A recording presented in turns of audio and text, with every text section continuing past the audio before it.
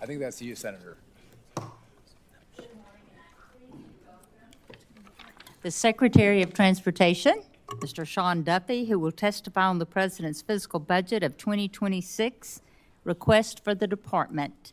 And I'm delighted to be joined by our new ranking member, Senator Gillibrand. And starting off this morning, I want to recognize the Lilly family. I just found out that you were here, and we're so honored that you are here and grateful to have you with us today. I look forward to crafting our fiscal year of 2026 bill with the same collaborative spirit that former Chairman Schatz and I shared in recent years. And the programs and projects that all of our bills support have a direct impact on the lives of all Americans every day. We're thrilled to have our chairman here with us today, Susan Collins, of the overall committee, and we will get started. While the priorities in Mississippi may differ from those in New York State, we can all agree on the underlying mission of ensuring a safe and reliable transportation system.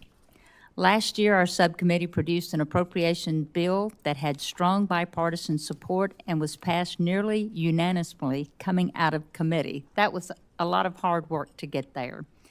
But as a result, our former majority leader chose not to bring any of the 12 appropriation bills to the floor last year, and we were forced into continuing resolution, which seriously undermines Congress's ability to fulfill its most fundamental duties. I know that Chairman Collins and Vice Chair Murray are once again committed to making sure that all of the fiscal year 2026 appropriation bills are marked up in committee and considered in the full Senate. Secretary Duffy, thank you for being here today to testify on the budget request from the Department of Transportation. I have enjoyed our recent conversations and appreciate our mutual admiration of rural America. While we recently received the skinny budget, as we call it, we look forward to a more detailed breakdown of a proposed budget funding. Our bill simply cannot be written without it. I look forward to hearing more about DOT priorities. Our subcommittee is very interested in better understanding the magnitude of staffing reductions throughout the department in order to ensure that the Transportation Department has the workforce necessary to carry out its mission. We all know that just days into your tenure as Secretary, you were faced with a tragedy that underscores the critical role of U.S. DOT plays in transportation safety. We continue to mourn those who were lost during the horrifying incident over the Potomac, and we recognize that the status quo is not sustainable. We must take bold action to prevent future aviation disasters.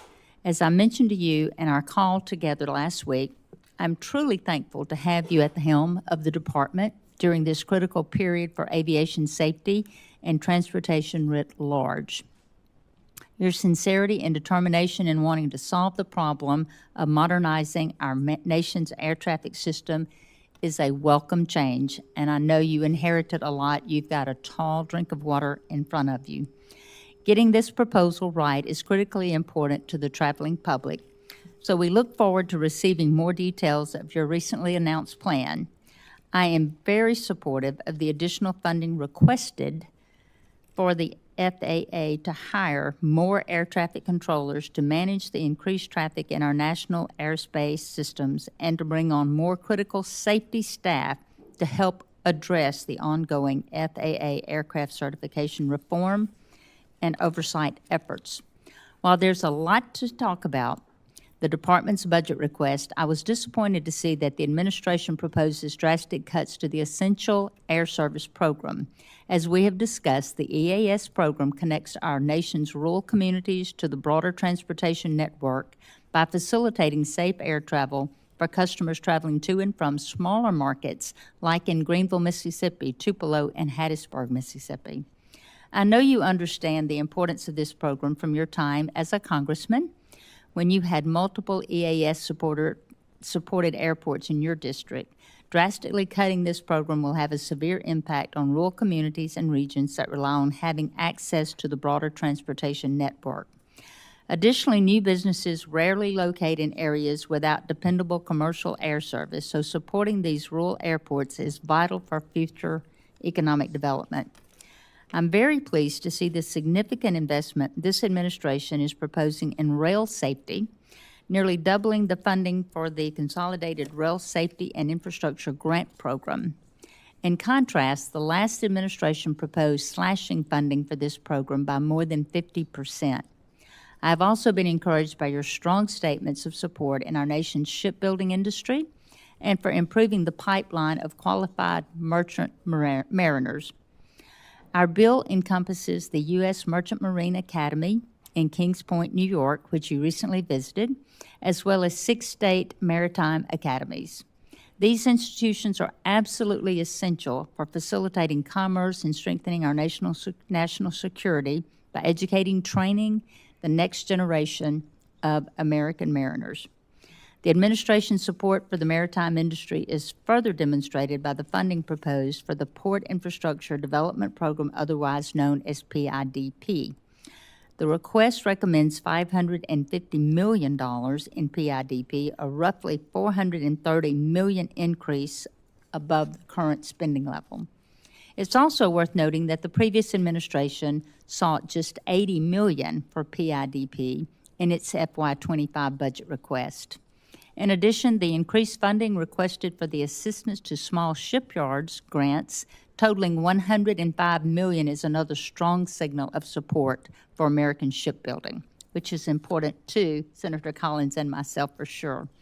As we approach the final year of the IIJA funding and our authorization counterparts work toward a surface transportation reauthorization bill, we need to make sure that our appropriations bill strikes a balance to meet the needs of all Americans, especially those in rural communities which face unique transportation and economic development challenges.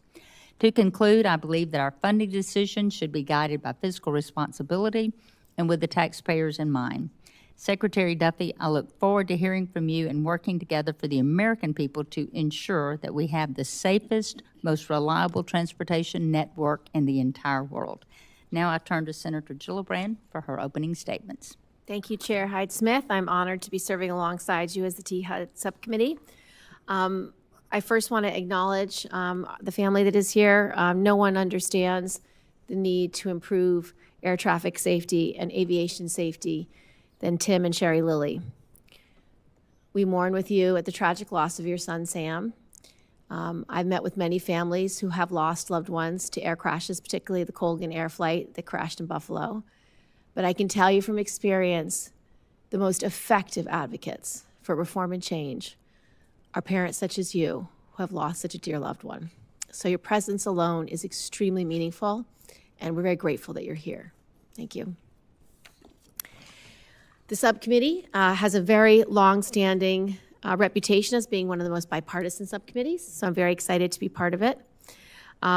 It's also bipartisan because every state has enormous transportation and housing needs, and the only way to address them is for us to work together. The transportation needs of New York may be different from Mississippi, but we all want safe and efficient transportation, and I know that we can work together for our local communities. In New York, every single mode of transportation matters. Transit and rail service are the backbone of New York City and provides the most efficient way to get around. New York's airports serve as a gateway to travelers from across the world, and we've seen how critically important this is to our air traffic control system. Over the last week, we saw what happened at Newark. That was frightening, terrifying, in fact. Not to mention the challenges that we faced at all airports across New York. The maritime needs in New York are significant with the Merchant Marine Academy and the SUNY Maritime College. I look forward to working with you on those 2 projects specifically to really show what America can do. Highways and bridges are a lifeline for reconnecting the cities and suburbs in every New York community. We really do need the federal government to fund all modes of transportation, and so picking and choosing is unwise. Secretary Duffy, welcome to this subcommittee, and thank you for your energy and enthusiasm in rebuilding America's infrastructure. I'm particularly excited about your focus on aviation modernization and safety. Your budget request for fiscal year 2026 includes a lot of good news for transportation. particularly for FAA's air traffic controller hiring and training, highways and rail grant programs, and shipbuilding revitalization. The budget request also cuts $1.1 billion from DOT, but does not specify which programs have been cut. So I hope that you will be more specific about these cuts because we know both the good news and the bad news. Cuts to Amtrak and public transportation will be very harmful to New York and to the eastern seaboard. As I've said before, an all of the above strategy is what's appropriate for New York State. Aviation safety will also remain a top priority. I also look forward to hearing about your modernization proposal for the air traffic control system. Everyone agrees that modernization is urgently needed. We all experience flight delays and cancellations, but nothing is more terrifying than what happened at Newark. So we really have to focus on that. The administration's overall budget includes a lot of cuts and savings. In fact, there's $163 billion in savings from non-defense discretionary programs. So we know the administration has money on the table. So far, we have not seen a budget proposal that would put any of these savings towards air traffic control modernization, so we're hopeful that that will be done. Aside from the budget, I'm worried that the department has buried itself in red tape by re-reviewing 3,200 competitive grants that have been previously awarded, eligible, and met all other criteria. I think you might need to hire 24 lawyers to get that done if you want to do that on a timely basis. There's no doubt that the months-long effort to re-review grants is slowing down transportation projects in every single state. The department's also struggling because it's lost thousands of employees through the deferred resignation program. It simply makes no sense to create more unnecessary duplicative work on grants when you have fewer people to re-review them. Despite these challenges, I'm very confident that you want to help rebuild American infrastructure with the traditional bipartisan cooperation that this subcommittee will afford. So thank you, Mr. Secretary, for your testimony today, and thank you, Madam Chairwoman. Thank you. We're going to begin with the questions. Mr. Secretary, at last year's budget hearing, I asked your predecessor about private-public partnerships with the FAA through the Federal Contract Tower Program. Specifically, I asked about how the Trent Lott International Airport in Pascagoula can become the 8th Mississippi airport to join this important program. I was told then that the department, through the FAA, was making significant progress with the airport in bringing this tower into the federal program. Yet today, the Pascagoula Tower has still not been admitted. I do not understand what is causing the delay, but it is troubling that it has taken so long for this transfer to occur. Mr. Secretary, what is the most recent update on this project, and will you commit to working with me and my staff to help the Trent Lott International Airport finally join the Federal Contract Tower Program this year? Madam Chair, I appreciate the question. I don't have an update for you at this point right now, but I will be happy to go to the FAA and get an update and give it to you as quickly as possible. Great.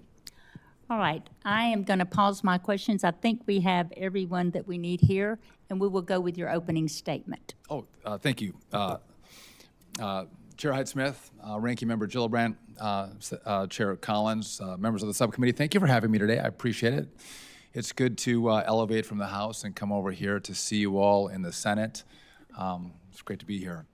My aim over the course of this hearing is to provide you a sense of how building big, beautiful infrastructure is at the top of President Trump's priorities, and how we can all work together to build the infrastructure that connects our people and moves our products across this country. That is the aim.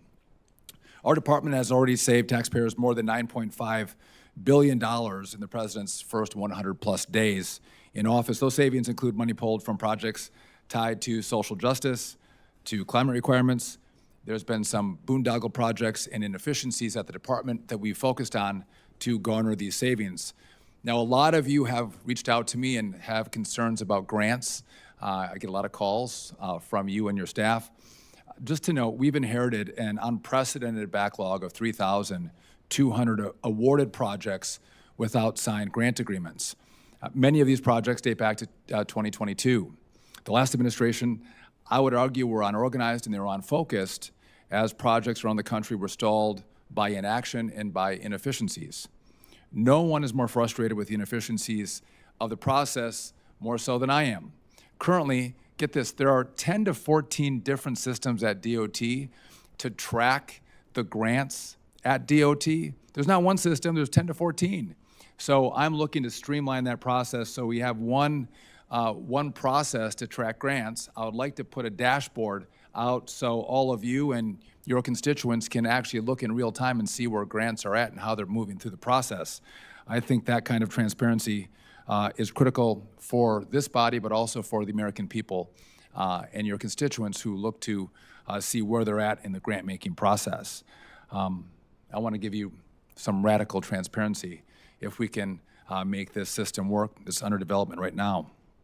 The Department of Transportation on the budget front is one of the few non-defense federal agencies to receive an increase in federal funding under the President's budget for fiscal year 2026. The reason is pretty simple. The President, he likes to build. He's a builder. He spent his career building, and he sees what we do at DOT as an agency, a department that builds things, and he cares about that. Our budget carefully focuses taxpayers' resources on items critical to our most fundamental mission of safety and investing in transportation infrastructure. We have pushed forward with the approval of over 400 grants totaling $4.9 billion in the President's first 100-plus days.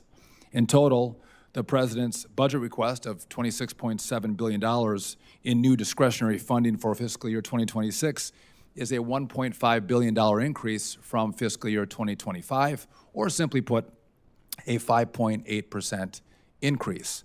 And I know my time is about to expire, but I would be happy to take your questions on what's been happening at Newark, what systematic problems existed at Newark that caused the outages with air traffic control, and also our ideas on how we have to build a brand new air traffic control system. The system we currently use, it truly is 25, 35, 40 years old in some places. We should have paid way more attention to it as a country. We've let it age, and now we're seeing the cracks of that age play out in real time for us. I believe the system is safe. There are multiple redundancies throughout the system that keep people safe, even the frustrations in Newark. When we've slowed traffic down, the key is not efficiency, the key is safety. And so when we slow traffic, it's about keeping people safe. When they take off, we want them to land at their destination. And so we'll make sure that we have a flight load that matches the system and the number of controllers that we have on duty. But with that said, I agree with America's frustration. No one likes delays. No one likes cancellations. Love airports, but I don't want to spend 4 hours in an airport waiting to see if my flight's going to take off. And I think that's the feeling of so many Americans. And I think this is a moment in time that we can all work together to make the critical investments and execute on those investments safely, but in a really fast time frame. We can't wait 5, 10, 15 years to do this. The build can't take 10 or 15 years. We have to do this at an expedited speed. And if we do that, I think this is a moment in time we're going to be able to pay these investments forward, not just for everyone here, but we're going to pay it forward for future generations. And we can build an air traffic control system. I use the example of my iPhone. I think I'm over my time, but if I could just have that, you can update your iPhone, right? It's a device that if Apple develops new software, they send me a notice and I can upgrade this. I just put AI on my phone as an upgrade from Apple. I can't update my flip phone. Remember the Razor? You guys, old school? You can't update that. But you can update this. I want to build a system that's like the iPhone that we can continue to build upon as new technology becomes available. And we can improve the efficiency of our airspace and the safety of our airspace. And I'd be happy to talk more about that in today's hearing, but also as we look to future conversations about what's necessary and what's needed. With that, I'm happy to take your questions. I'm sorry for going over. That's a critical mistake on my part. I understand the frustration of someone testifying going over, but happy to take your questions, and thank you for having me here today. Well, we thank you for your opening statement, and now we're going to go to Senator Collins. Thank you very much, Madam Chair. First, before I begin my comments, let me salute you for your leadership of this subcommittee. I once had the position that you now hold, and I know how important it is, and I want to welcome the new vice chair as well. And I know that you will work together and continue your great work.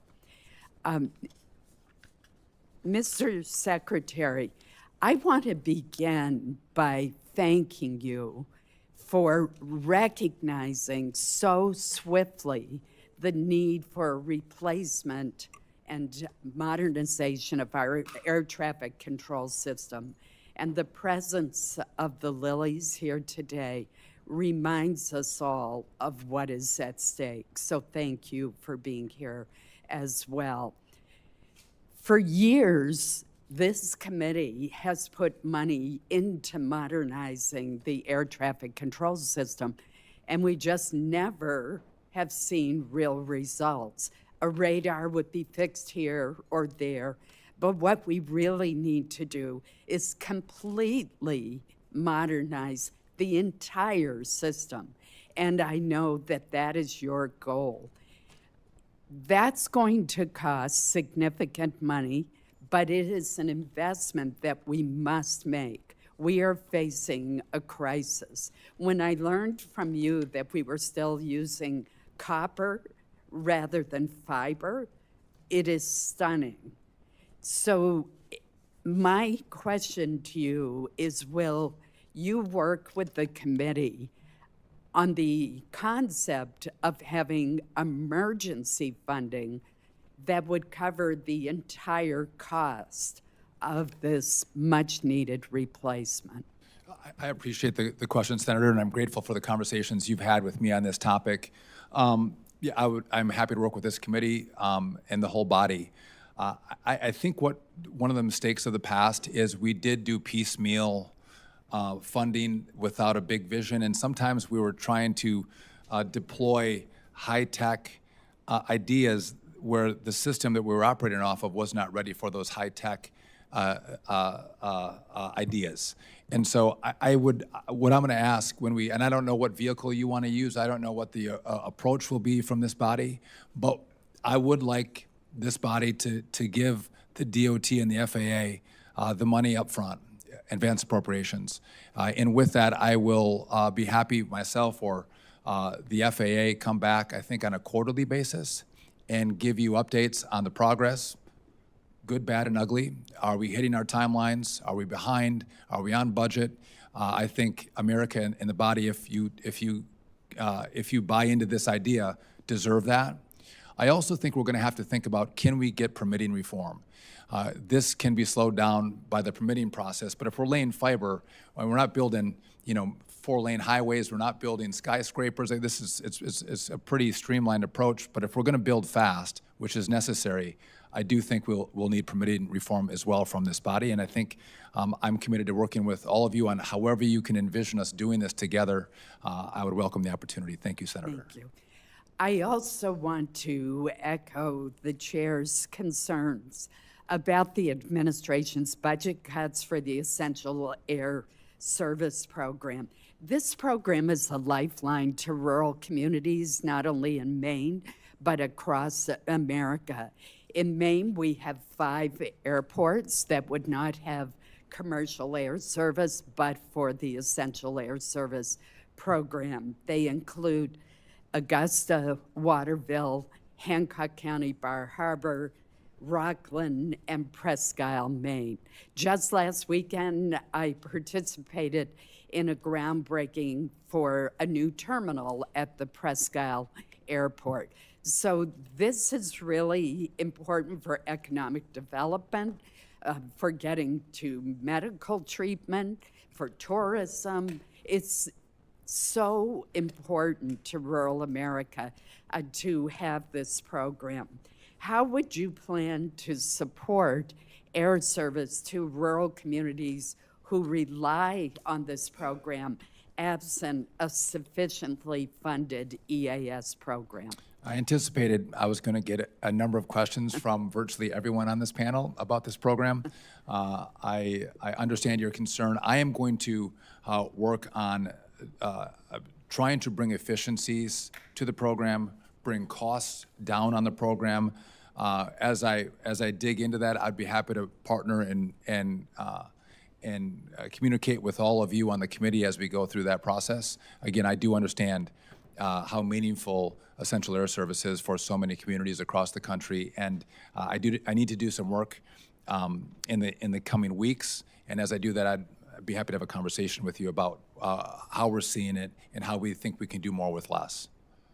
Thank you. I think you're going to need to do more with more, but I appreciate your commitment to work with the committee. Maine is home of the Maine Maritime Academy, which has a well-earned reputation for educating some of the best mariners anywhere in the world. And fortunately, the faculty and the midshipmen are eagerly awaiting the completion of the Academy's new state-of-the-art training vessel, which is going to greatly enhance mariner training and preparedness. I understand that you recently saw Maine Maritime's training vessel during a trip to the Philadelphia shipyard, and I welcome you to come see it again after it has completed its voyage to the beautiful coast of Maine. Could you talk just briefly, because we're out of time almost, about the emphasis that the administration is placing on better preparing our maritime workforce? Yeah, I appreciate the question, and I'll be quick. The ship is beautiful. By the way, Myriad is building ships on budget and on time. The Maine is one of them. But I think we have to invest in shipbuilding in America. The seas are so important for defense, for moving products, and we have ceded this territory to Japan, South Korea, to China specifically, and we have to revitalize American shipbuilding. It's going to take vision, and it's going to take help from this body and presidential leadership, but I do think it's important. And then when we have those ships, we need mariners to sail those ships. And our academies across the country are critical to bring out those young men and women who can operate the great vessels for this country. We look forward to your visit. Thank you. Thank you. Thank you, Madam Chair. Thank you, Senator Collins.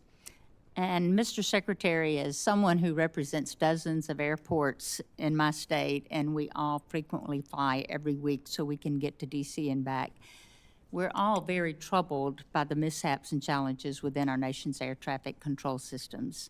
But the staffing shortages and the technological issues, particularly in the Newark airspace, they're not isolated incidents. And these have been happening across the country, and they highlight a system that is under tremendous strain. But in many cases, the technology is outdated and simply cannot meet the demands of the aviation system. A perfect example is the use of the radar systems from the 70s and the times that you've held up the floppy disk and said we have to order things off of eBay to repair. It's pretty alarming. Congress has a clear opportunity and a responsibility to act. And I commend you and President Trump for the recent commitment to invest in upgrading this critical infrastructure and to reinforce the air traffic workforce. It is certainly much needed and a step in the right direction. But as you are aware, the committee has a long bipartisan history of directing more funding to the FAA for modernization and for hiring critical safety staff, including air traffic controllers and then the safety inspectors. Will you explain how the additional funds requested in your budget will serve as a down payment to jumpstart the FAA's new modernization efforts, and how this effort enhances existing next-gen activities for which the committee has previously appropriated tens of billions of dollars throughout the years? Could you explain that? Yes, if I could just make one clarification. We do try to buy replacement parts on eBay for this really old equipment. Sometimes we can't even find it on eBay, so we're trying to use 3D printing to craft replacement parts for the system that we use. And just one other point, we do see cracks in the system. We'll see those cracks to the tune of multiple hundred per week. Now, again, systems aren't going down, but if you look at how the system is operating, it should be troubling for everybody and a warning sign that time is not on our side, and it's important that we make the investments. What we're doing right now, and I think the air traffic control shortage is critical. We're 3,000 short. We've been 3,000 short for some time. And so, by the way, you'd think it's not that hard to think through, just get more controllers into the system and through the system. It actually is more complicated. What we've done is we're trying to get the best air traffic controllers who score on the test into the academy first. So we made a best qualified category. If you score in the 90 plus percentile, we're going to streamline you quicker into the academy.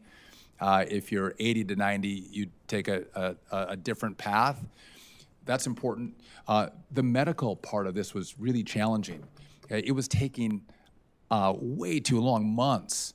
We've worked to get our academy prospects getting the medicals done sooner and then getting the results from those tests back quicker. We're paying bonuses to make that happen to the doctors who do the test, but we don't have another choice. We have to move up our academy grads. We've offered counseling. I was at Oklahoma City, and a lot of the students were saying, listen, if we could just get some extra help, we can make it, but a few of us are having a little bit of issues in this little space, and instead of washing out, we'll get those controllers to make it, but could you give us a little bit of extra counseling if we need it, tutoring if we need it? And so we've implemented that for those controllers who are just on the edge to make sure they can make it through the program, because we have a 35% washout rate at the academy, 35%. If we could just move that to 25%, we're going to make up a real difference in the number of controllers that we get through the academy, passing the test, and then training up. And then I think what's also important is we have great air traffic controllers on the job. They can retire per the rules of Congress after 25 years of service. Well, these are the most experienced. So we are offering them a 20% bonus up front to stay on the job. Please don't retire. Stay and provide a service to your country and your community. And I think we're going to get a good take-up rate on that as well to keep more of those experienced controllers on the job. And so it's increasing the pipeline, and that's one part. And then keeping those controllers on the job is the second part. And I think those two taken together are going to, again, it's going to take some time. Can I just make one of the last point on this? And I think it's important to note, I can't take a 20-year experienced air traffic controller from Denver and move them to the Philly Tracon for Senator Gillibrand and say, let's just use this controller to control the airspace. Because that really great controller from Denver has to get trained up on the Newark airspace, and it can take them upwards of a year to get trained specifically on that airspace. So I just can't move controllers around and address the shortfalls that we have in certain TRACONs or towers. It takes time. And even training up more controllers, once they're out of the academy, it takes a year to 3 years to get them fully trained. And so this is going to be a longer process, and all of us working together to have some vision is going to be what's key to resolving this in the next 1, 2, and 3 years. Thank you, and thank you for that forward thinking and the ways that we can extend that. I want to talk briefly about the Air Traffic Collegiate Training Initiative, since we were talking about that. And, I've spoken to you several times about my work in Mississippi to help boost aviation workforce, so critically important. And the need in this field is obviously, as you're just describing, endless. But the FAA Air Traffic Collegiate Training Initiative, in partnership with select colleges and universities, has successfully taught the basics of the air traffic control to qualified students, which allow them to quickly progress through the FAA Academy. What can this committee do to help the additional schools into the ATCTI program to help increase the number of the ATC staff? And would that require also expanding capacity for the FAA Academy? That's a great question. So I do think if this committee wanted to consider a competitive grant program, the simulators are expensive for air traffic controllers, and a lot of these schools it's challenging to make the $1 million+ investment in those simulators. And so if there was a competitive grant program that you all wanted to consider to go to some of the, I think there's 5 schools around the country that want to be involved in training up those air traffic controllers, I think that would be welcome. What's also it's been hard. We have air traffic controllers at at Oklahoma City who are doing the training.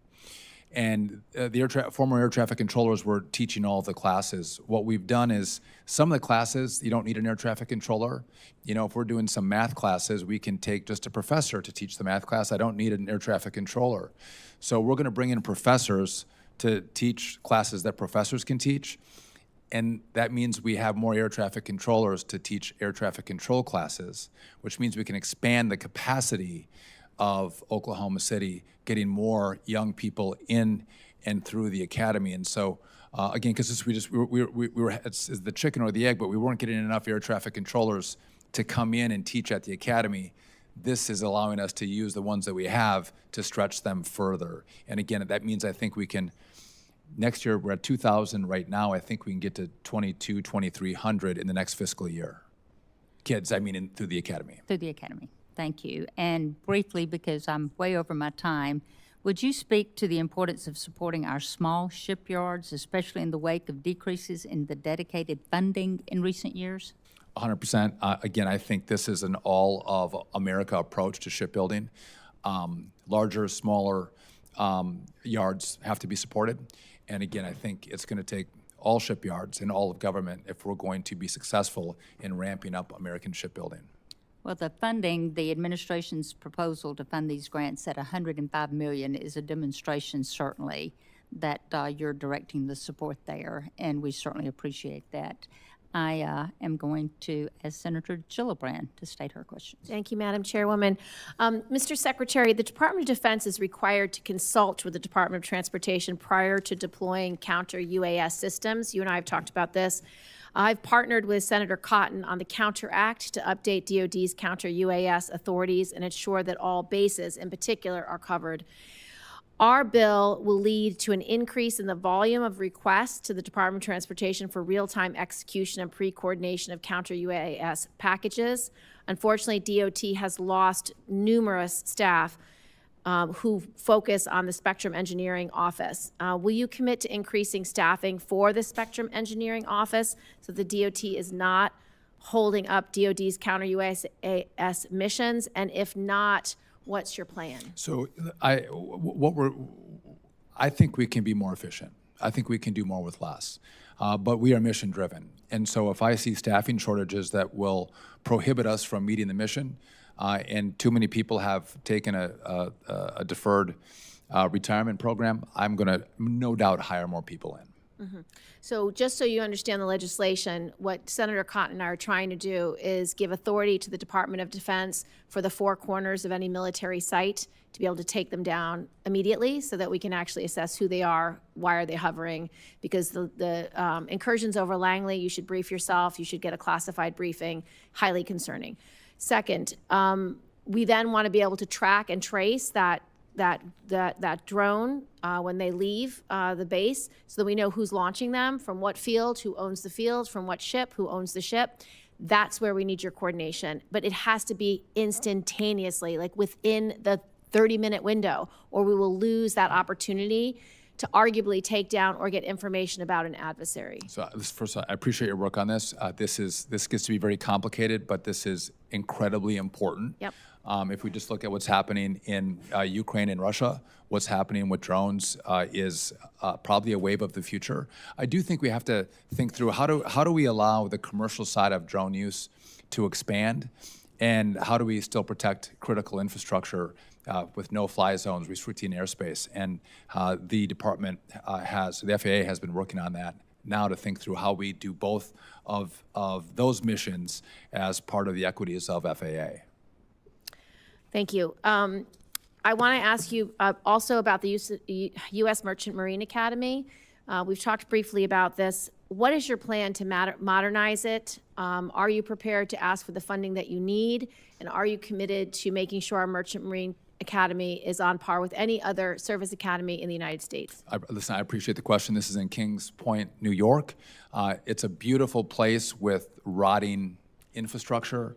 I was talking about this with you earlier. The midshipmen went 4 months without hot water, taking cold showers at the academy.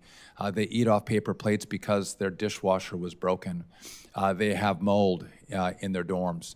This is not a facility that deserves to have the name America associated with it. And we would ask for some flexibility with how we use the money that's been given, but I think we have $170 million that's been appropriated by this committee that I don't think has been effectively used. There's been roadblocks, I think, at MARAD and at the Academy. We're going to work with the Army Corps of Engineers to develop a plan on how we use the money that's been given. Yeah, I'd be grateful if you would submit the plan to me in writing into the committee so we can study it and be helpful. Absolutely. And then one point of interest is the DOD has these annual reports on the incidence of sexual assault in the military, and it's been a useful barometer of, are we providing oversight and accountability? Is the military justice system worthy of the sacrifice of our men and women? You are due a report within the next couple of weeks to have the annual sexual assault and sexual harassment report. Will you commit to making sure that gets to us? Yes, I'll see where the status of that report is, and will no doubt try to be timely on that to the Senate. Thank you. Capital investment grants. In the fiscal year 2025 continuing resolution and the bipartisan infrastructure law, we provided $3.8 billion for capital investment grant programs for new transit projects. There are 6 of these projects that are national in scope of significance. They are already signed full funding grant agreements. Do I have your commitment that you will move forward on these projects? Are these announced grants? Yes, Or so these, Los or- Angeles, the West Side Subway Section 3, Illinois, the Red Line Extension, Minneapolis, the Southwest LRT, New York, the 2nd Avenue Subway Phase 2, New York, New Jersey, the Hudson Tunnel Gateway, and Washington State, Linwood Link So Extension. if you're asking me if I plan on canceling those grant agreements, I do not. Thank you. Madam Chair. Now we go to Senator Kennedy. Thank you, Madam Chair, Mr. Secretary, welcome. It's good to be with you, Senator. Do you know what the Center of Excellence for Liquefied Natural Gas is? Why, yes, I do. Where are you going to put it? I think it's going to go in your state, Senator. When are you going to announce it? Very soon. I know our teams have been working together on that. If you want to front run it here, we could, but I know that we were working on an announcement together, and our teams have been working. I want to front run the hell out of it. All right. Where's it going to be put? Is it- In Louisiana? Is it Lake, what it would, McNeese? Lake Charles, Lake Nice, Lake Yep. Charles? And Yeah. you're going to make an announcement, Sean, the next few days? Yeah, I know we've been working on some finer points and details, but yes, that's where it's going to go. And I think, if my memory serves me, I think we're trying to get this stood up and moving by this summer. Well, I want to get it announced first, Sure. so your colleagues can't take it back. No one's taking anything from you, Senator. It's coming your way. I see my old friend, Mr. Plotkin here. Watch him like a hawk, by the way. He said you do not want to make Senator Kennedy upset on this project. Well, your predecessor told me a number of times that it was about to be announced, and it was never announced. I don't mean any disrespect. I just finally didn't believe him anymore. I don't think Elvis is alive either. So I learned.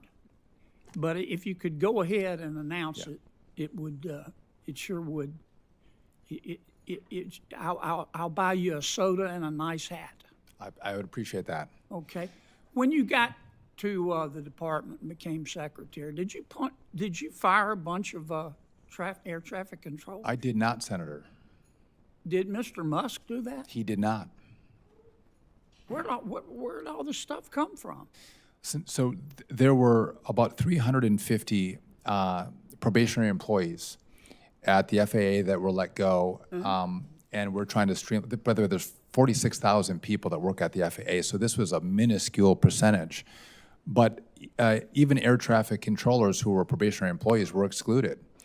All safety positions were preserved at the FAA, including air traffic controllers. And so I think it's a narrative that some in media and in politics have tried to drive as if we're not focused on safety.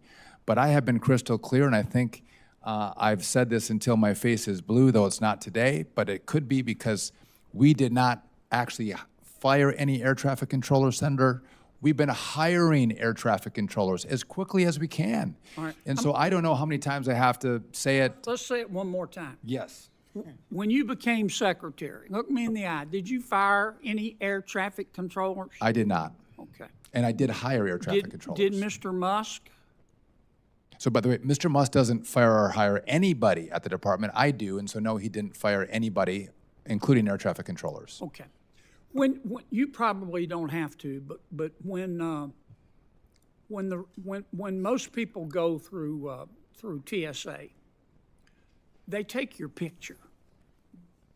They have a little camera there, and they say, "Look in the camera. We want to take your picture."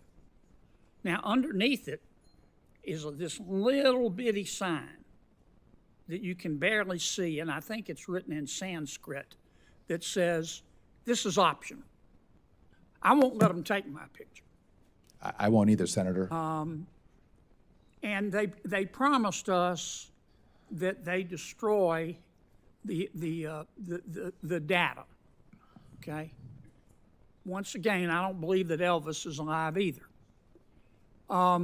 Senator Merkley and I have a bill. There's been no evidence that this has prevented any acts of terrorism. And I just don't know why the federal government has to collect this huge database of every American who flies picture. I thank you for that. I couldn't agree with you more. I actually try to turn my head away from the camera when I go through and they're taking pictures. There's no need. I think Americans have a right to privacy. And I don't think you need a digital scan of my face to allow me to have the right to fly on an airplane. I think it's absolutely wrong. And what does it do to security? I don't think it breeds any more security in our airspace, on our airplanes. And so thank you for doing that work. I couldn't agree with you more. Thank you, Madam Chair. Thank you, and we go to Senator Murray. Well, thank you very much, Chair Hyde-Smith, and welcome to the committee, Ranking Member Gillibrand. Look forward to working with both of you on this extremely important committee. And I do want to say that I am really honored to have Tim and Sherry Lilly with us today. I know how hard this must be for you, and I also know how important it is that you are here today. We all want to fix this air traffic system to make sure this never happens again. So your presence means a lot to all of us. Thank you for being here. Secretary Duffy, let me turn to you. As you know, every day billions of dollars in commerce, countless lives depend on your agency to keep our roads, our rails, our skies, and ports running safely and smoothly. You're responsible for getting hundreds of billions of dollars provided by Congress out the door to build thousands of infrastructure projects across our country. Yet since January 20th, virtually every dollar and transportation project has been held up at some point. And you are causing a traffic jam, from freezing funding for projects to creating new hurdles by reevaluating grants that had already been approved, adding red tape by forcing unacceptable political demands on state and local transportation agencies, and outright actually canceling and cutting grants. This is not normal. No prior transportation secretary has cut funding for previously awarded grants in this manner. It is really, to me, a political and partisan approach that really actually sets a terrible precedent. I know at the House Appropriations hearing yesterday, you blamed the previous administration for absolutely everything, but I just want to say this today. The last administration did not make the decision to hold up thousands of grants, had nothing to do with the new red tape that you have created, and certainly did not let go of hundreds of staff to help get those grants out the door. In fact, the last administration increased the number of grants signed from 330 in its first year to over 1,500 last year, executing more than 3,350 projects. So you can't blame Secretary Buttigieg or President Biden. It simply doesn't pass muster. All the while, we know you have pushed out nearly 5,000 Department of Transportation employees, firings, buyouts, and you have actually said you will fire thousands more. You know, we just don't need fewer people keeping trains on the track or making sure that the airbags work or rebuilding our roads and public transit systems. We actually need more of them. And in recent months, as we have heard already, we've seen unacceptable chaos at the Newark airport, the devastating crash at DCA, and a lot of other close calls. And while you talk about modernizing the air traffic control system, you have forced out more than 2,000 FAA employees who support those air traffic controllers, the technicians, the mechanics, the engineers, the IT specialists at the FAA, who were working on modernization, which I think is a huge mistake, and you just can't paper over it. Now, regarding your recent FAA proposal, I stand ready to work with Chair Collins, along with Chair Hyde-Smith and Ranking Member Gillibrand, to make sure that Congress does provide the resources FAA needs in our fiscal year 2026 funding bill and across future years in order to address the glaring issues and failures we've seen, and to do so without shortchanging other priorities. So, Mr. Secretary, let me start with aviation safety. You, as you know, proposed to modernize the air traffic control system. This committee does have jurisdiction over the FAA's facilities and equipment funding, but your proposal was not included in the President's 26 budget. We need the actual dollars and cents plans. So let me ask you, how many of the over 2,000 FAA employees that have been pushed out over the last few months will be needed to be brought back in order to modernize the system? I don't think any of them will need to be brought back. And I would just say there's, in the characterization of the last 3 minutes, I would disagree with much of what you said. But I do, the DOT and the FAA, we're not jobs programs. This is about a mission. And I'm committed to you and this body to accomplish that mission. And can we do more with yes? Of course we can do more with yes. And if some people who want to retire, we should let them retire. Let's bring in people who are hungry then that want to do the mission. I don't disagree with that. I appreciate that. That's what we're doing. But what we have seen is really critical employees to the mission are now gone. As I said, technicians and mechanics. You can have all your air traffic controllers there, but if they don't have the support staff, we can't know that they're doing the job. That's what I was referring to. But I would say that we don't have a support staff issue with FAA. We don't have enough controllers for the skies that we have in America. And so that is the issue that I'm addressing. Okay, well, let me just say that since you became Secretary, air traffic controllers have twice received fork in the road emails encouraging them to resign, which you have sent mistakenly, but it is. But none of them have taken it. They can't take it because they're not included. Well, they received the mail. You're an employee. You got the same email, and I just think it's really callous to suggest controllers to controllers these emails saying your work's not valued.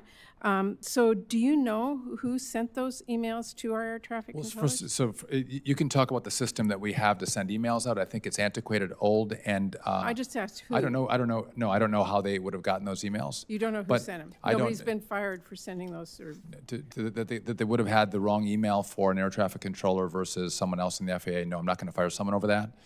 But what I am going to do is, in lightning speed, we've developed a plan to fully rebuild the air traffic control system. And so the tech team that I have in place at the FAA, they've been doing a remarkable job because it happened very quickly, and oftentimes government doesn't work that fast. And they also saw the problem that all of you have seen, and we have been working really quickly to develop a plan and present a plan. You mentioned money. I do think this is the money that we're going to need for this new air traffic control system is not in this budget. Because I don't think we can wait until October 1st to get the resources to begin the process. I recognize that, and I am concerned as Vice Chair working with Senator Collins how we're going to provide that funding. This is a question we're going to have to pursue. I do want to say you and I have talked about the importance of the FAA's oversight of Boeing, and I know you visited there in March. I'm going to be tracking carefully to make sure that the more than 50 new staff needed to support Boeing oversight are hired, and if you backfilled any employees. And Madam Chair, I know my time is limited, but I did just want to mention budget cuts because the skinny budget that you sent to us proposes about a $3 billion increase to specific DOT programs, but overall, your top line only increases $1.5 billion. So you spell out about $300 million in cuts directly. You leave $1 billion in cuts that this budget implies and are not there. So we need the details of that in order for us to do that. Do you know when we will get that? I don't have an exact date for the exact budget, but I look forward to getting it to you as quickly as possible. Obviously, we work with the OMB on You do the whole realize the budget. discrepancy in the numbers, and we need to Yeah, see where that is. but they'll all match up when we give you the complete budget. details. Yes. And do you know when that will be to us? I don't have a date from OMB yet when that's going to be completed. Thank you. And Senator, in fact, I would love to work with you on I-5. I do think that's an issue that I know the delegation cares about, and I think there are some simple, maybe not simple, but easy things that we could do to think through how we could move that forward more quickly. And again, there's some certain laws in place that are prohibiting the advancement of the project, and I would love to have an additional conversation. Okay. I think it's a project that's Happy to worthy get in and touch with you should on be that. done. Okay. Thank you. Senator Moran. I know Affirmative. I-5. Thank you very much. Mr. Secretary, thank you for your presence here. More importantly, thank you for your presence in the air safety world that you are now operating in. After your confirmation, you became the Secretary. The first time I ever met you was on January the 29th at Reagan National Airport, and I appreciate the manner in which you conducted yourself and the things that you have done every day thereafter to make the skies safer and to honor the Lily's son and every other tragic loss that occurred that night on that flight from Wichita, Kansas. I appreciate you. I want to talk a little bit about some of these things that are related to that event, that tragedy. First of all, prior to the Army Aviation Brigade resuming helicopter operations at the National Capital Region in late April, did the Army or Department of Defense coordinate with you or the FAA? Did you then review and approve their re-entry into the field of operations? So what we did after, I think it was 36 hours after You said no. They came back. Did they consult with you? when they came back, when I was talking about, are we talking about the off of runway 33, the restricted airspace? Yes. They still can't fly through that airspace. We have no fixed wing helo cross traffic. And other airspace at Reagan? There's still no cross traffic, but what you have seen is some helos at the Pentagon taking off, sometimes carrying VIPs and sometimes doing training missions, and that has been a concern. And nothing has changed in your order to prevent them, to allow them to return, true? Well, I hadn't prohibited them. They did it on their own. They do, yes. But the problem is they could change their mind. And I want to know whether there's consultation between the Army and the Transportation Department, you or the FAA. So Secretary Hegseth paused any helo traffic out of the Pentagon, which I commend him for that. But we are going to continue that pause at the FAA at our discretion, and our teams are working together. I'm very concerned about the amount of traffic that's coming out of the Pentagon. And I do think if there's training missions, those training missions can be done at certain times of the day when we have less traffic into DCA, number one. And if there's VIP travel, I would like to know who are the VIPs. Who is traveling on these helos? Who classifies? I don't think any of you here get helicopter travel anywhere, and I would consider you all VIPs. Who's traveling, Senator? It's one of the questions I intend to ask Thank in you. appropriation hearings as we have Defense Appropriations Subcommittee hearings. I would like to know the answer to that question. If you'd as share well. that with me too, I'd appreciate it. And I've introduced legislation that I think is of value. In 2000 FY19, I said that wrong, in FY19, NDAA allowed prevention of DOT to require installation of ADSB equipment on those Army helicopters. It didn't stipulate in or out, but it allowed legislation that was passed by Congress allowed the Army to operate without ADSB. I've introduced legislation that would eliminate that NDAA provision, which I guess would put more back in your court to make decisions. Is that something that you would support or do support? It is, and I think in regard to the if it's not simple to turn it on and off. It was a little more complicated than that on the aircraft, and if they're doing training missions or flying through busy airspace, ADS-B out should be on. However, if there was an actual national security mission at play, true national security, how do they quickly turn it off? Because we don't want enemies to see our aircraft. But the way this has been operating, I would support the idea that yes, all of them should have ADS-B out activated. Thank you, Mr. Secretary. I want to highlight, so that you're not disappointed, that I also care about essential air service, along with my colleagues, and let your stereotype of this committee, this subcommittee, be firmly implanted. Hugely important to Kansas. We also have issues related to air traffic control, in this case, separate from kind of the normal air traffic control towers. We utilize contract air traffic control towers at some of our smaller airports. I'd love to hear from you that that's a program that you're aware of and supportive of. I'm aware and supportive of.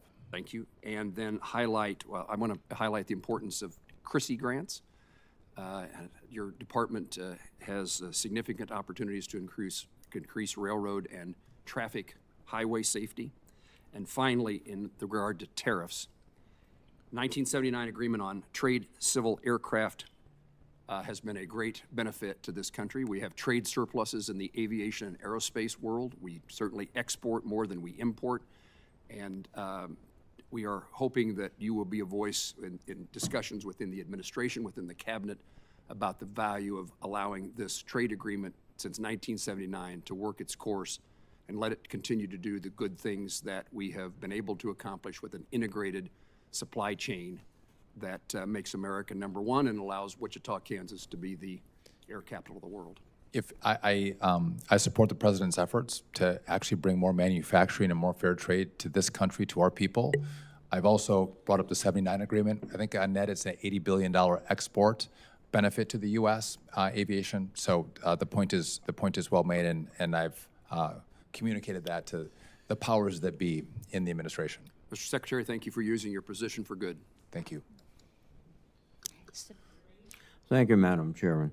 Mr. Secretary, welcome. And let me first begin by thanking you for your assistance to expediting the release of $220 million for the Washington Bridge. That is very critical to our state. It really is the linkage between one side of our capital city, Providence, and the other. Thank you very much, Mr. Secretary. I would love to come up in the summer and check that bridge out. I think you should come up. And by the way, I think you should also check out our restaurants. We have the best restaurants in America. I was there for the first time with my wife this last September and was shocked at how beautiful your great state is. Thank you, sir. But let me pose a question that I think all of my colleagues have. That is, there's still significant amounts of DOT money that have not been released. It was properly awarded, authorized, appropriated, et cetera. Can you give us an idea of when, and will all of these funds be forthcoming? Yeah, so I do think it's important to know what was left for me, and I know that all of you, when you get an announcement, you want the grant agreement so you can build a project. But between Obama and Donald Trump, from an election day to inauguration day, Obama team announced 48 grants. And then from Trump to Biden, the Donald Trump team announced 100 grants. And Pete Buttigieg, between election day and inauguration day, announced almost 1,000 grants. 1,000. I told that to Senator Schatz as well before, but this is a lot of grants that were announced. And so the workload is real. And if I could just show you a chart, I have a chart here that will indicate how many grants we have grant agreements on. And these are fiscal years from Secretary Buttigieg, but you can see at the start of even the last administration, they weren't moving as fast as we're moving. So I'm committed to getting through this as quickly as possible. We're at a pretty good clip, and I think it's going to continue to pick up as we work through the process. And I think there's technology that we can deploy to make this go even faster. There are some concern that these projects not being evaluated on engineering and other aspects, cost benefits, but there is issues of climate change and social issues more than economic issues or transportation issues. Are you including DEI in these evaluations and climate change? Yes, in regard to in regard to the grant agreements that the grant agreements that we have out now and the announcements, I am. And some of the requirements, if you want, I'll share them with you, and I can read some of them to you if you want. But No, I think this is a very realistic question. Most people don't consider infrastructure, roads, bridges, et cetera, to be DEI qualities, nor do they, after all the work that's done by DOT, by EPA, as something that would be challenging to the environment. In fact, most of these projects, I would suggest, are designed to cope with changes, and you can call them anything you want. So there are a lot of requirements in the grant agreements in regard to DEI and in regard to climate change, and there was adding a lot of costs and time onto the projects. So what I've done is tried to pull those out and say those requirements are no longer necessary for you to do your project, and I think I'm going to save you money and allow you to move quicker on your projects that are so meaningful to your communities. So what you're saying is you will eventually release the funds, but you will modify the arrangement so that they don't have to do certain things. Is that accurate? Well, so in regard to the announced agreements, but the announcements, but we don't have grant agreements. We're drafting grant agreements that don't include these issues. But you're committed to fulfilling the grant. Oh, listen, yeah, I don't. Another way to say this is that you're not going to defund projects because you object to language you consider to be DEI or No, we're just trying to pull out that language unless it could not be rescoped or pulled out, and it's just fundamentally something different. No, this is easy to pull this language out and save you money and time. Again, I think the faster, and you do have a challenge before you, the faster you can get these funds to the states, the better off. As evidence, I've gotten a couple to your state pretty quickly. And you have my thanks for Thank that. My time is dwindling to seconds, but look forward to working with you, Mr. Thank you. You as well. Thank you, Senator. Senator Britt? Thank you, Madam Chair. I want to just start by saying, Secretary Duffy, we appreciate the way that you handled January 29th and the tragedy and all that has unfolded afterwards, and just want to welcome the Lilly family here and express our deepest condolences for the loss of your son, Sam. Watching you over the last few months, your grit, your tenacity, you're willing to speak up to make change in the face of the unimaginable. As a mom who is sitting here with my daughter, watching right over there, thank you for fighting for your son's legacy and making sure that, as you said, and I've heard you say that it's synonymous with air safety, with upgrading our system and making sure that others are better as a result of this. Thank you. I'd like to start by highlighting a few projects in the great state of Alabama, and want to thank you for talking with me before your confirmation, allowing me to talk to you about the importance of so many things, but in particular, one of my very top priorities is Alabama's I-10 Mobile Bay River Bridge project. It's a significant investment, and it is critical to helping the state bring this to fruition, to be able to partner, obviously, with the federal government. As you know, the Mobile River Bridge is a critical piece of transportation infrastructure, not just for the state of Alabama, not just for the region, but literally the entire nation. I mean, it connects from California to Florida. You can't get there without coming right across this bridge. And so whether it is moving people or moving commerce, it is a primary transportation artery that we must take a look at, and we've got to upgrade. So obviously we've made a lot of progress in this area. But the one thing that we are waiting on is the TIFIA loan for the project. And I want to stress how absolutely important that is to completing this project. And would love to ask you for your commitment to, expeditiously taking a look and reviewing ALDOT's application so that we can get this moving, because the longer that this goes on, the more it costs, and then obviously the more challenges that we have from both a safety and a commerce perspective. Time is money. So and by the the way, it's a great program.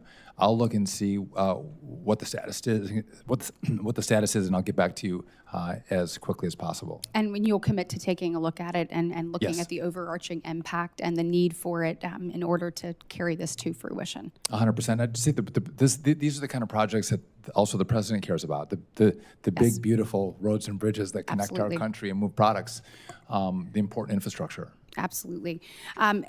And on that too, I mean, it is a vital financing tool, so we're going to have it. You're going to be meeting with AlDOT later this year, and so I'd love to follow up with you additionally after this on that as well. I also want to mention the Chrissy grant, which I understand is now in its final review. The grant will provide the essential infrastructure improvements. It's going to allow the freight rail to continue to meet the growing demands of the Mobile port. So the Mobile port has been the fastest growing port the last 6 years in a row. I think this is an excellent opportunity to see how when we utilize all forms of transportation, land and rail and sea and air, we've got an airport project that we're doing there that is going to be transformative. I know you have a lot of things on your plate, but as you are moving across the country, I think this is an excellent example of how transportation can come together for the greater good, not just for the region, but the nation. And I'd love an opportunity to visit that with you.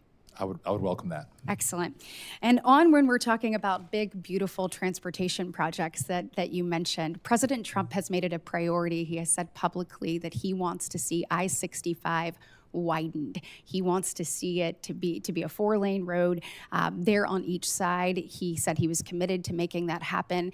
Look, we know how important that is for our state. Anyone who wants to travel in Alabama gets stuck on I-65. However, all of these great people who during the spring and summer want to come to Alabama's beautiful white sand Gulf Coast or maybe even the Florida Panhandle come right down 65. And so would just like your commitment to continuing to take a look at that. There's no way that project happens without a partnership with the federal government, and want your commitment to making sure that we take a look at what President Trump has promised and we figure out how to make that happen. I would just say the president's priorities are also my priorities, so yes, I'll definitely take a look at that. Excellent, excellent.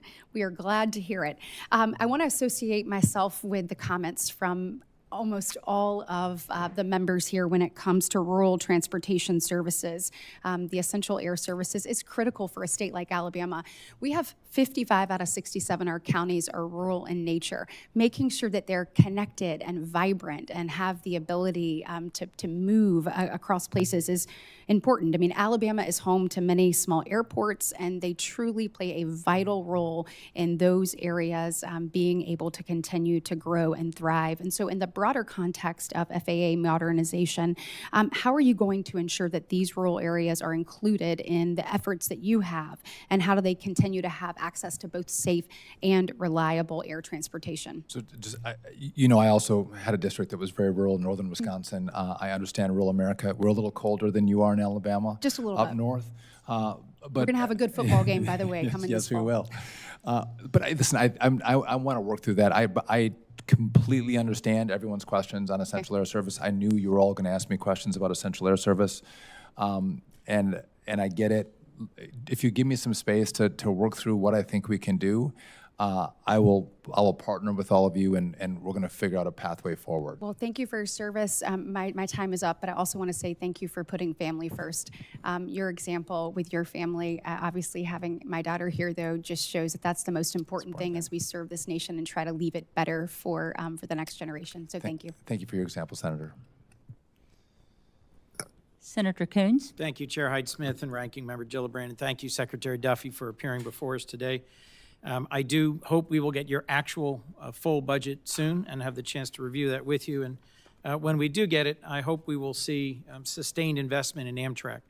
I regularly take Amtrak back and forth from Wilmington to Washington. They hit record ridership and record profitability just this past year. It also employs 1,500 people in Delaware, which is the midpoint of the Northeast Corridor. The Northeast Corridor is just really, frankly, the only aspect of Amtrak that has been financially stable for a long, long time.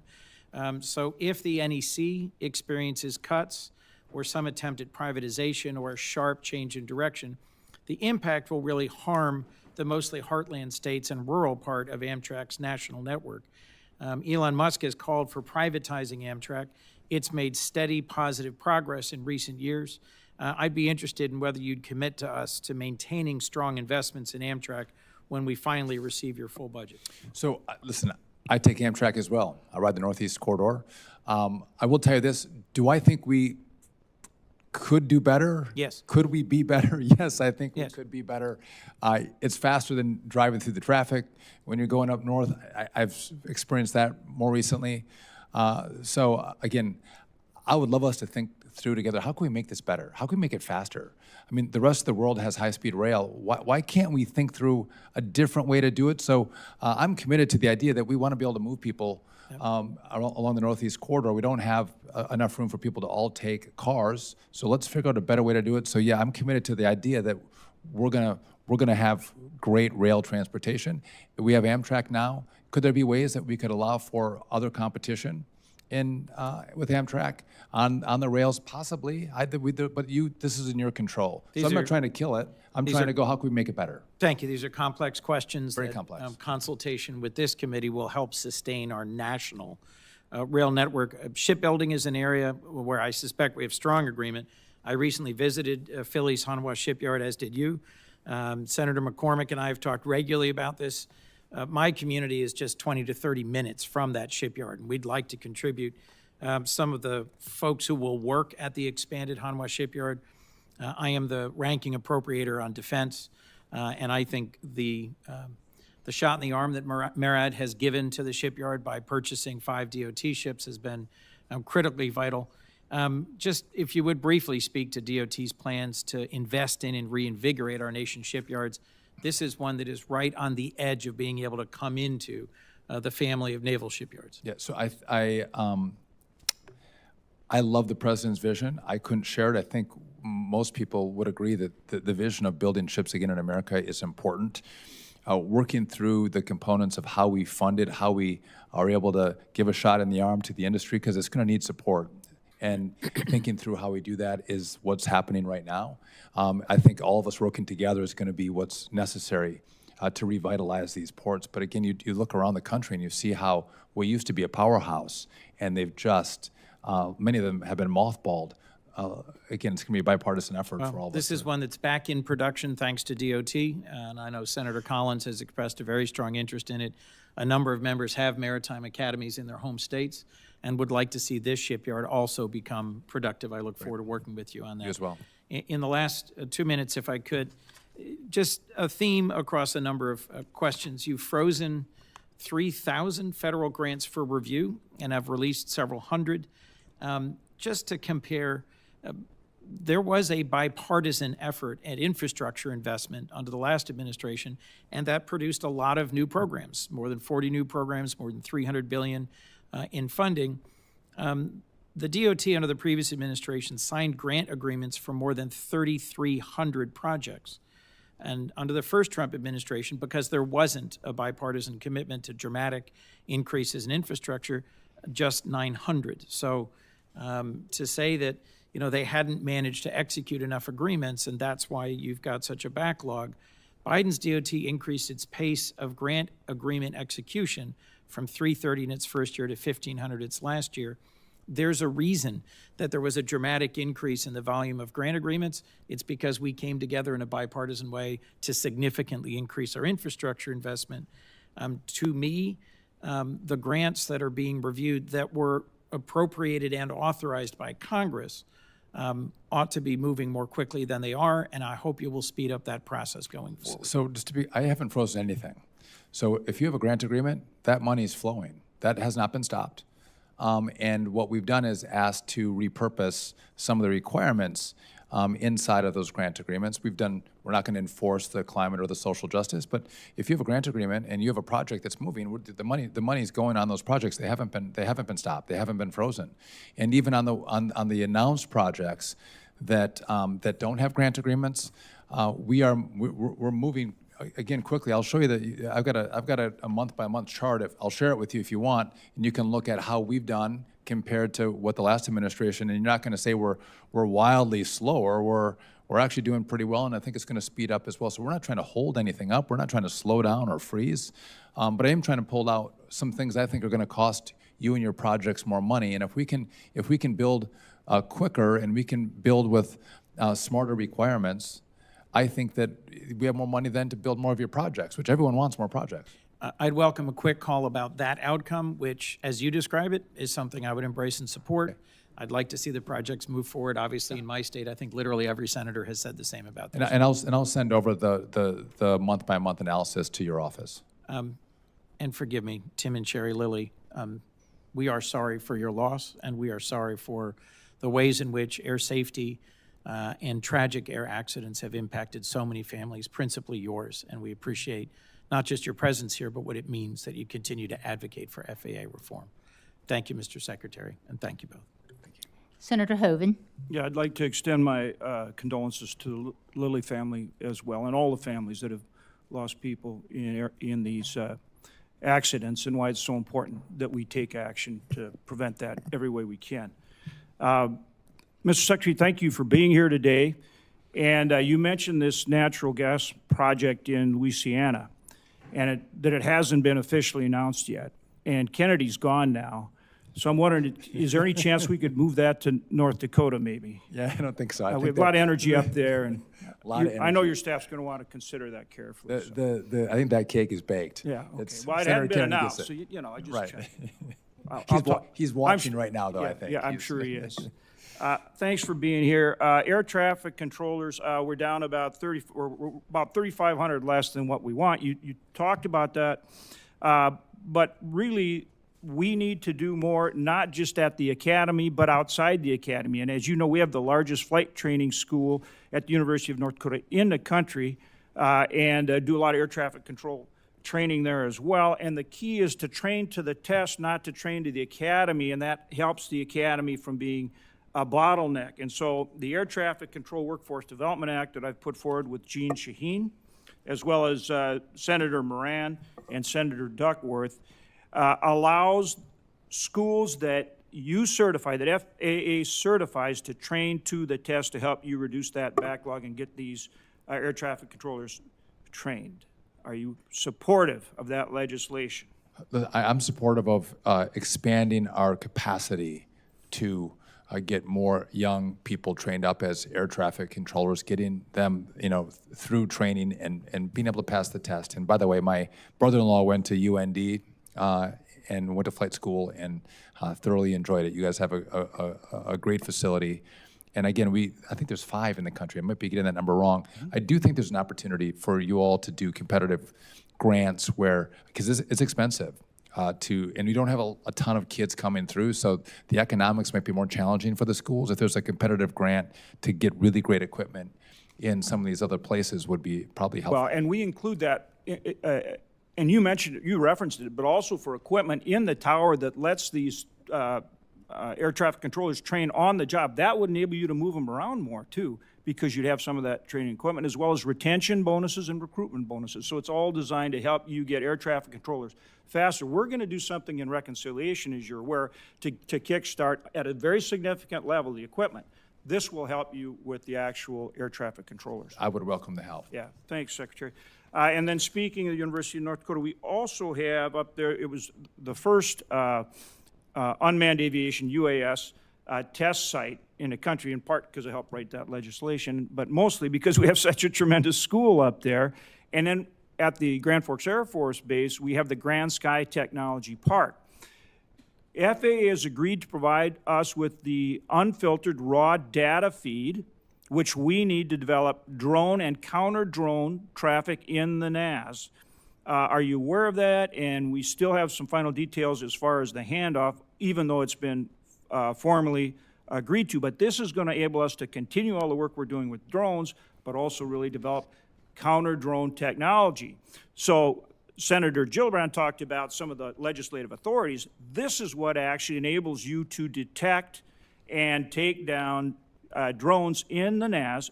And we have 900 miles of border responsibility up there, and CBP co-located with all of this, flying manned and unmanned aircraft. You need to come see it. Will you come out and see it, and will you support what we're doing there and help us finish getting this raw data feed so we can keep it moving? Yeah, so I may not have known about this, but I think Secretary Burgum has mentioned this to me like 10 times, so I'm well aware of what you're doing. And I checked on this before the hearing. I believe that We're actually waiting for some information to come from North Dakota to the FAA, but we are committed. This is going to be a great program. I think this is important. It is. And you're the right state to do it. So you'll have, and if I can maybe coordinate with you after to let you know what we need, but we're going to go forward quickly, and I'd love to come and see it in North Dakota. Great. After I go see Senator Schatz in Hawaii. Oh, sure. Okay. Well, that's all time of year. That's Time right. of year is a That's big true. factor in that, yeah. That's true. And we're not competing on the same, we want you in the summer and he can have you in the winter. Appreciate your support on that, and I'll double check too if there's something on our end. Last thing is we have a program that Tammy Baldwin, bipartisan, and she and I were able to pass in the Reauthorization Act for FAA in 2024. It's the Vets to Wings Act. We actually passed it. It was called the American Aviator Act. It allows some of the schools on a pilot basis, like ours again, through 28 to take 4 veterans. When they leave the service and they want to go through flight training, the GI Bill and the tuition assistance doesn't cover the full cost of the flight training. This program makes up that difference. So it's a twofer. You get those veterans into their next career, and it helps us with the pilot shortage. So we want to make that, we want to actually expand that beyond just the pilot schools like ours that are doing it. Again, it's authorized through 28, but it's something we want to work on as a permanent program to help our great vets. So would like your input, help, and support on that. Yeah, I would love to work with you and learn more about the program. Okay. Again, thanks for the way you've grabbed this task with both hands, and you're going at it the right way, and your ability to communicate is tremendous, and it's very helpful in terms of getting this huge, and very important project done. So thank you for that. Thank you, Senator. Senator Durbin. Thank you, Madam Chair, and thank you, Mr. Secretary, for being here. I want to say to the Lillis family, my sympathies go to you and your family for what you've gone through, and my gratitude goes to you for continuing the cause of air safety in memory of your loss. Senator Duckworth, my colleague, being a helicopter pilot and knowing aviation inside and out, has briefed me on what happened that terrible evening. I bet I've flown that configuration 1,000 times as a passenger. We've got to do something. Thank you for reminding us of our responsibility. Secretary Duffy, when we met, we talked about Chicago and aspects of Illinois that I'm representing and concerned about. And Chicago, of course, is the rail hub of North America, more track radiating in more directions than any other city. 25% of all freight trains, 50% of all intermodal trains go through that city, and we need help. We talked about commitments that have been made, work that is being done, it's all good. But the next aspect of it is the continuation of a grant, a $93 million grant, which for some reason has been held up, so I'll ask you to please have your staff put it on the list and try to figure out what we can do to get this moving forward. It is critical for efficient train operation in our country. Are you familiar with it? So not specifically, Senator, I know that we have approved 13 grant agreements over the last several months for $270 million. When we came into office, there were 89 awards without grant agreements. So we're moving through the backlog in your state, but the backlog is real in Illinois. Good. By the way, I am aware of listen, there's a lot of infrastructure. Again, you have the Great Lakes, you have rail, you are a central hub, especially in Chicago. I know that in Wisconsin, we do appreciate your support of the Packers. we know you're a fan. Take those words down. Let me raise another issue. With all the time that I spend on airplanes, millions of miles, not as much as Brian Schatz, but close to it, you come to really appreciate not only the pilots, the professional crew, but certainly the flight attendants and the important work that they are engaged in. And so I found it kind of interesting recently when I observed that there is a growing trend on the planes that I fly on. After the safety announcements, after we are all seatbelts on, then the advertising of credit cards and frequent flyer programs begins. And you wonder why, of all the things that they could talk about, and I wish most of the time they talked about none of it, why would they pick that? Well, it's because sadly, some of the major airlines make more money on their credit cards and frequent flyer programs than on air operations. I didn't believe that until I saw it in print. It's a fact. And you have to ask yourself, who is at least making sure that the passenger gets fair treatment in the frequent flyer programs?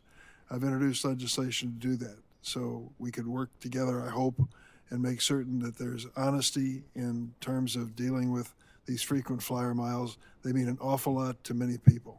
Do you have any thoughts on that? I do, Senator, there's going to be a lot of things we agree on. That is one we will not agree on. When I was in the House, I was on the opposite side of this issue than you were. I do think a lot of people in America aren't able to afford a trip. They oftentimes will use their points, whether it's for a hotel or for an airline ticket. And I think that's a value for folks. What I would support, though, is I think that, you know, if there's, and we're seeing this more and more, if there's an extra fee that you want to charge for using a credit card with merchants, I think that's appropriate. So there's the consumer's paying for the cost of the card. This is a separate issue. Senator Marshall and I are keeping this separate. You are okay. What we're trying to do. What is this issue is? We're trying to make sure that when they say that you have so many points and it equals so many benefits that you can use on that airline, that there be disclosures so the customer knows when they change the rules. Right now. So I'd like to learn more about that. I'm very astute at, I think I have a credit card for all the airlines, and I know which ones are better than others, and all hotels too. I guess I would love to partner with you and look at what you're considering on the transparency side. Just to make sure there's fairness to the passengers and disclosures if there are changes in policy. I'm all about transparency and fairness. On the other issue, I've given up on you long ago. So thank you very much. Thank you, Madam Chair. Thank you, Senator. Senator Bozeman. Thank you, Madam Chair, and thank you for being here. I apologize for running back and forth. It's so busy here and visiting with people in the hall. One of the people that I was visiting with is a mutual friend, Ambassador Mark Green. Good He Wisconsinite. reminded me that he was so proud of you as being our Secretary of Transportation now, and yet your real claim to fame in his part of the country was being a world champion lumberjack. So again, you're just a Renaissance guy. Very kind of him to mention. He was a wonderful congressman, a great ambassador. Yeah, he's just a wonderful person. Let me just, and you don't have to respond to this, but I also want to express my thoughts also about how important the essential air service is and the contract towers. I know you know that coming from the part of the country that you represented. Also, I know that you understand that the most recent census revealed that more than half of the counties across the nation saw a population decline. In Arkansas, 53 of our 75 counties experienced the same, about 53% nationwide. While rural America's population is declining, its infrastructure remains just as vital in our interconnected communities. As urban and suburban projects are often given priority and rural bases are shrinking, how can we ensure that rural infrastructure gets the necessary support that it needs? Well, I think it's that you have to pay attention to it. You have to understand it, and it's having people from rural America fight for it. I think that's critical. And I come from rural America. On the discretionary grants, and there's tools and help that's offered to smaller communities to try to access additional resources. But it goes to the point that this has become so complicated. What we're working on, and hopefully we can do it, is how can we make this process simpler? So you just can't be a big institution that can apply and access competitive money. It's accessible for smaller communities where resources truly are just as needed. And I'm glad you bring that up. That was really my next question. We see this a lot in USDA grants and things. We're in a situation now where these, the ability to apply is so complex, so complicated. You're talking about spending thousands of dollars for grant writers, and again, the bigger communities can do that.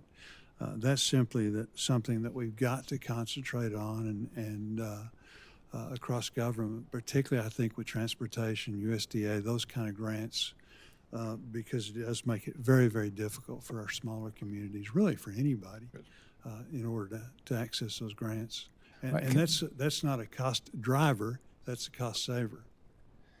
And I don't mean to offend anybody, but I do think if you look with the expansion of high-speed internet, and after and during COVID, you saw a lot of people who want to move to rural America. They actually like it. It's a beautiful place, and so maybe we're going to see those numbers change. But with that, is you need the infrastructure to go along with it. Right. Again, I think it's been interesting to see how people have gone back to the rural part of this country.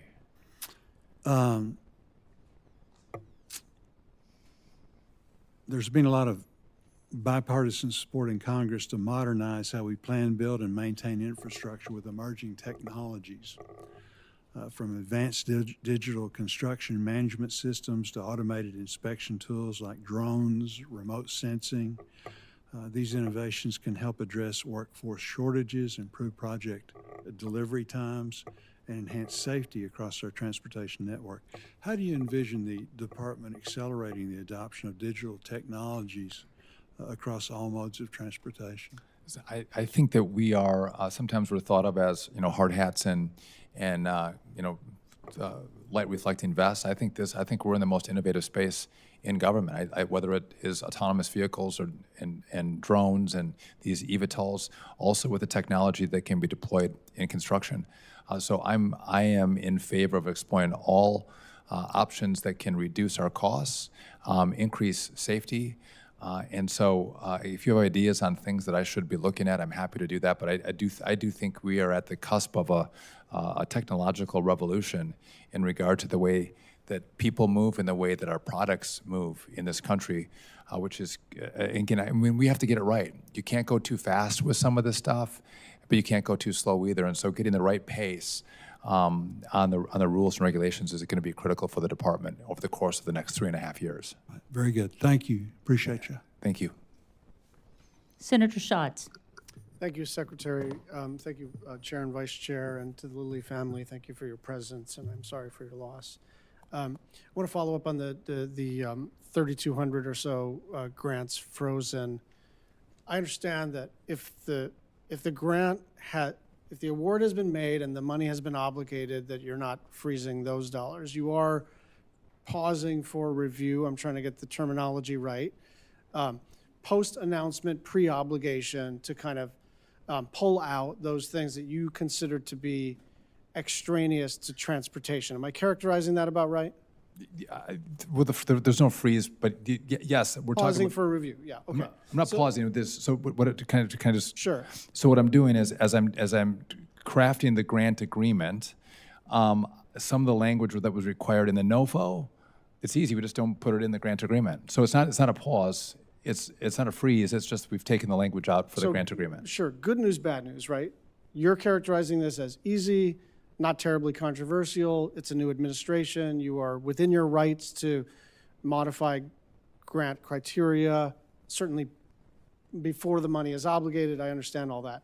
The problem is time, right? We are about 4 months into this, or a little less than 4 months into this, and there are a bunch of things that are just like plainly not climate, right? Evacuation routes, like hillside stabilization. And so my more basic question is, I know you care about metrics. I know your team is trying to metabolize all of these. What's the throughput capacity of the department to get these 3,200 grants reviewed and obligated and out?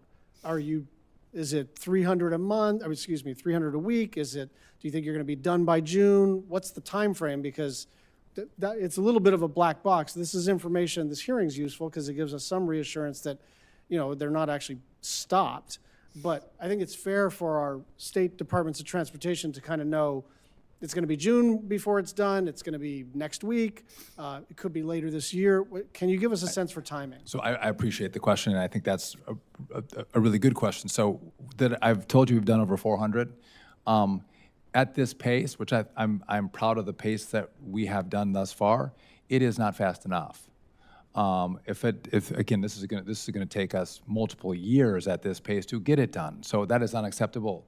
And I have countless meetings every week about how we can speed up the process to get more money out the door, more grant agreements done. So I take your point. I'm proud of the work we've done so far, but the mission is to pick it up dramatically. Yeah, and at some point you run into a potential, even if it's inadvertent, you run into an impoundment issue, right? You have to spend these dollars, and especially since the grant awards were given and the state departments of transportation, sometimes county departments of transportation, they have to spend money to gear up for contract management. You've got staging costs, so this is not free to do. So I just really do encourage you not just to pick up the pace as a sort of generic proposition, but to get back to members of the House and the Senate on a bipartisan basis to say, this is where we're going to get and by when. So speaking of which, I want to cover one other thing in the kind of, I call it de-wokifying the stuff. Can I just, on the Sure. on the impound, like, I'm not trying to impound anything. I know you're not. I'm trying, so if there's money that's about to run out, I'm trying to move that, I'm trying to elevate that and move that more quickly Sure. so you don't lose dollars. Sure, and you and I had a brief conversation about bikes. Yes. Okay?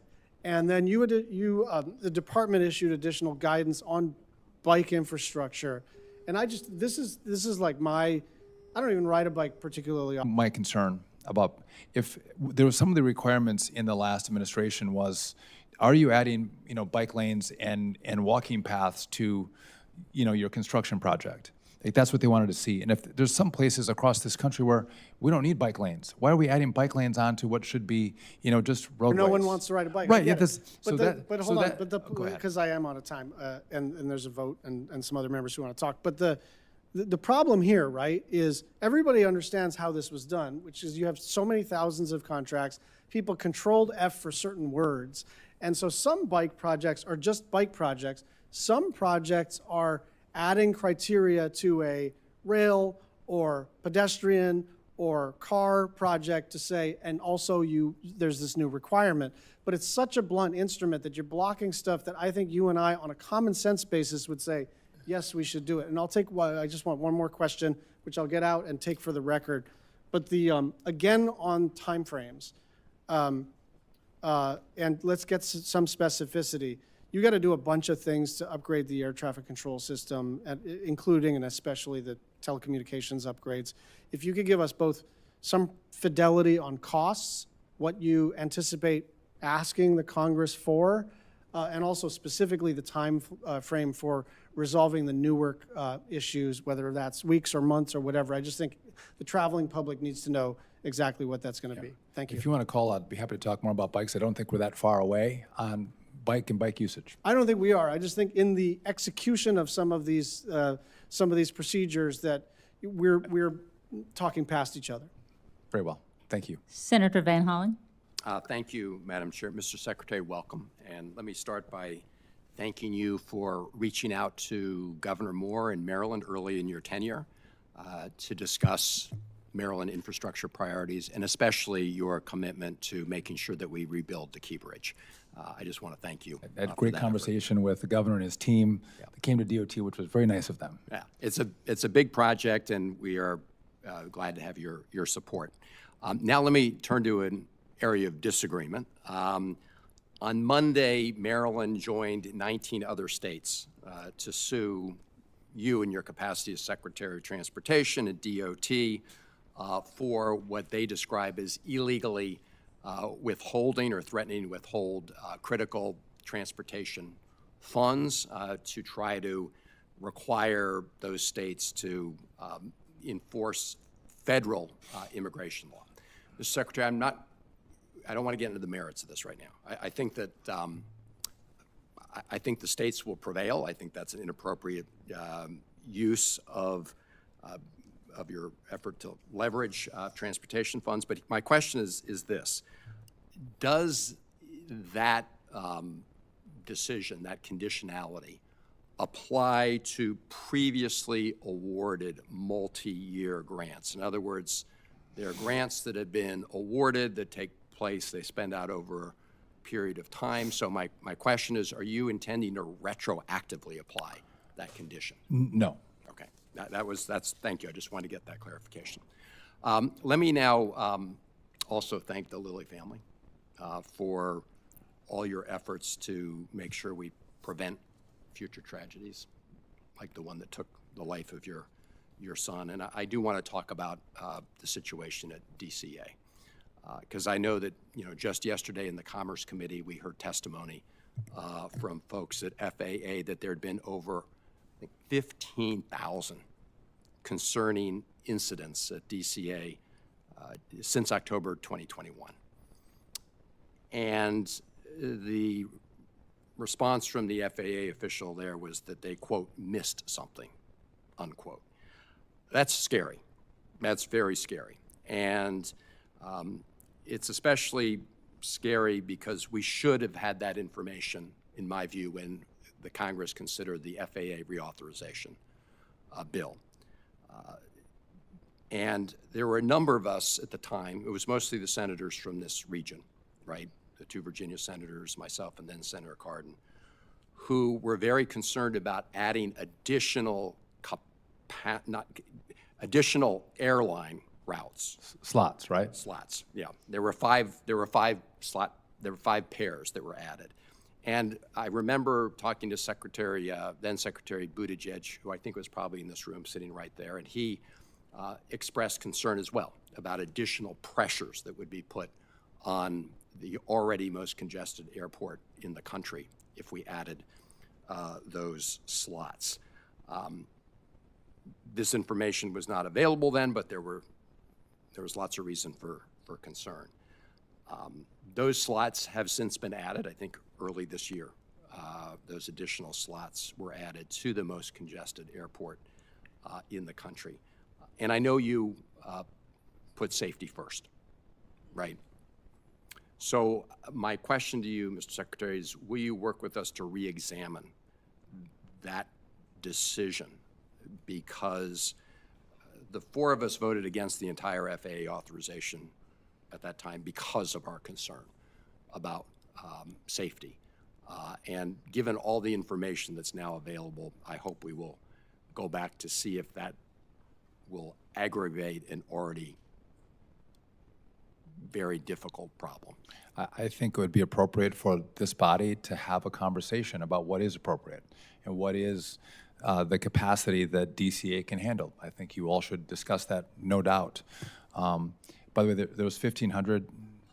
You mentioned there was 15,000. 80, but 85 were critically close in that time period. Yeah. And so and I take your point on that. We're trying to, at the FAA now, say what else should we see that we're not seeing? Because that should have been seen. That cross traffic should have been stopped. So we're doing that work right now. We're using some AI tools. But also, I think it's my responsibility to talk about the air traffic control system and say that is a foreseeable danger. Yeah. And that's why we have to have conversations about safety. And that's how all of us doing our jobs together. Yeah, I appreciate your efforts on that. And let me just say, I listened carefully to your answer with respect to the additional slots. And I agree it's a conversation we need to have up here. But my question to you, Mr. Secretary, is given your important role, will you engage with us in that discussion and a determination about whether or not we now need to roll back some of those slots? I would welcome the opportunity to engage with all of you on that conversation. Thank you. Thank you, Mr. Secretary. Thank you. Thank you, Senator. Thank you. And if there are no further questions, senators have 7 days to submit any additional questions for the subcommittee's official hearing record. We request DOT's responses within 30 days of that, and the subcommittee stands in recess, subject to call of the chair. I want to say thank you to the Lilies, and please know that our condolences are definitely genuine, and we are so sorry for your loss. But thank you for being here and being the advocate. We're now adjourned. Thank you.